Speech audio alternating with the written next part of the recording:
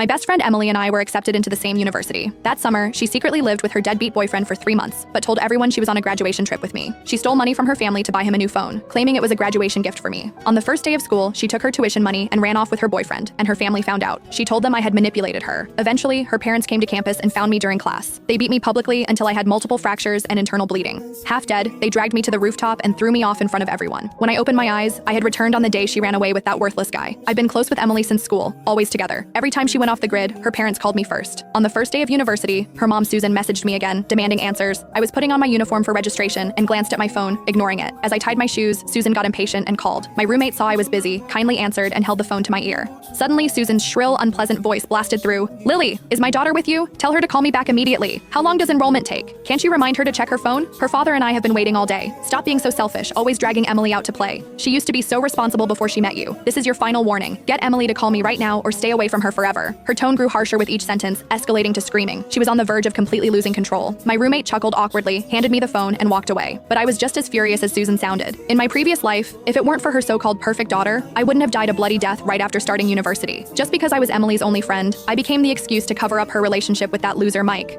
Countless times I'd be in class when Susan called, demanding to know where her daughter was. I'd lie to her mother, following Emily's instructions. Until one day Susan came to my classroom and caught me in a lie. She slapped me across the face and flipped my desk in public. From then on, I became the villain corrupting her daughter in her eyes. Later I tried to distance myself from Emily, but we still ended up at the same university by chance. And even when I was thrown off a roof to my death, they believed they'd removed a bad influence from their daughter's life. This time, I won't let myself walk that path again. When I didn't reply, Susan grew more impatient. "Can't you hear me? Emily's right there with you, isn't she? Stop pretending, tell her to call me." I smirked and spoke to the air. "Emily, Emily, your mom's looking for you." The air, of course, didn't answer. Before Susan exploded, I slowly said, "Sorry, Emily's at the gym. The music's too loud. She can't hear you. She'll contact you when she's done." After that, I hung up with a dark expression. I turned and left the dorm for our first physical education class. After gathering on the field, the teacher started us off tough. We had to run 5 laps around the track. When he finally called stop, everyone collapsed on the ground, completely spent. I wiped the sweat from my brow when 2 familiar figures approached from across the field. Susan's shrill voice carried over. "Excuse me, I'm looking for my daughter Emily, the one with the best grades in the class." My heart sank. I didn't expect them to come so early, so I quickly got up to head to the restroom. But as I turned to leave, Susan grabbed my hair and yanked hard. "You little bitch, why are you sneaking away? Feeling guilty, huh? Tell me, where's my Emily? She hasn't seen me or her father all summer, always off with you, even bought you expensive gifts. You little slut, is this how you treat a friend?" I checked the gym class roster with the teacher. Emily's name isn't on it. With that, Susan pulled my hair violently, and I fell backward onto the ground. Her face was twisted with rage, eyes full of hate. I'd just finished running, my legs were weak, and before I could get up,